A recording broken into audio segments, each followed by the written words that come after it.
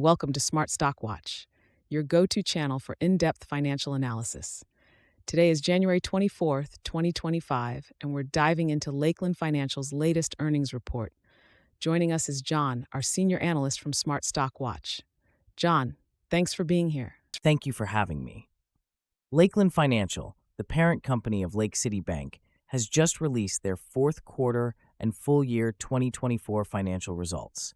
There's a lot to unpack, so let's get started. Revenue and profitability overview. Let's start with the top line. Lakeland Financial reported a net income of $24.2 million for the fourth quarter of 2024, which is a decrease from the same quarter last year. John, can you elaborate on this? Absolutely. The net income for Q4 2024 was $24.2 million, down from $29.6 million in Q4 2023. This decline is primarily due to increased provision expenses and non-interest expenses. However, on a full-year basis, the net income was $93.5 million, which is relatively stable compared to $93.8 million in 2023. The revenue for Q4 2024 was $63.6 million, a slight decrease from the previous year. And what about the earnings per share? The adjusted earnings per share for Q4 2024 came in at 94 cents, which is above the analyst's forecast of 88 cents. This indicates that despite some challenges, Lakeland Financial managed to exceed expectations in terms of EPS. Loan and deposit growth. Moving on to the balance sheet, Lakeland Financial has shown growth in both loans and deposits. Can you give us more details, John? Sure. Lakeland Financial reported an average loan growth of 5% for the year, reaching $5.09 billion in Q4 2024. Core deposits also grew by 5% to $5.9 billion. The net interest margin improved slightly to 3.25%, reflecting effective balance sheet management. This growth in loans and deposits is a positive sign of the company's ability to expand its customer base and maintain strong relationships. That's impressive. How does this impact their overall financial health? The growth in loans and deposits strengthens Lakeland Financial's financial position, providing a solid foundation for future growth. The improved net interest margin also indicates better profitability from their lending activities. Capital and asset quality.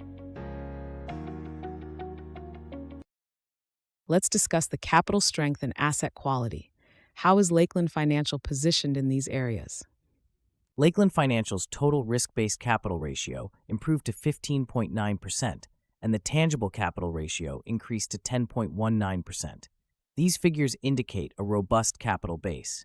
However, non-performing assets rose significantly to $56.9 million, primarily due to a specific industrial credit downgrade. The provision expense for Q4 2024 was $3.7 million, reflecting the company's cautious approach to managing credit risk. What does this mean for investors? While the increase in non-performing assets is a concern, the strong capital ratios provide a buffer against potential losses. Investors should keep an eye on how the company manages its credit risk moving forward. Operational efficiencies and future outlook. Finally, let's talk about operational efficiencies and the future outlook. What are the key points here? The efficiency ratio for Q4 2024 was 48.2%, indicating effective cost management. Non-interest income for the year increased by 14% to $56.8 million, driven by gains from Visa shares and growth in wealth advisory fees.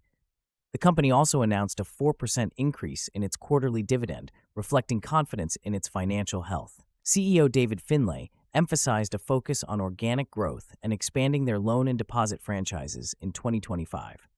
That's encouraging. What should investors watch for in the coming year?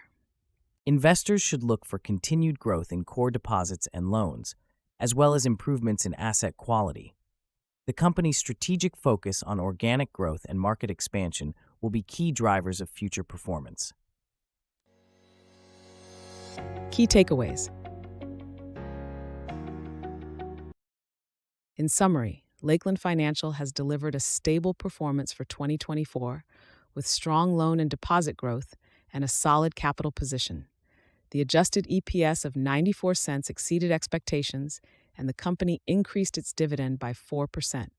Thank you for joining us, John. Thank you for having me. It's been a pleasure discussing Lakeland Financial's performance. Thank you for watching Smart Stock Watch. Don't forget to like, share, and subscribe for more financial insights. We'd love to hear your thoughts on Lakeland Financial's performance in the comments below. Until next time,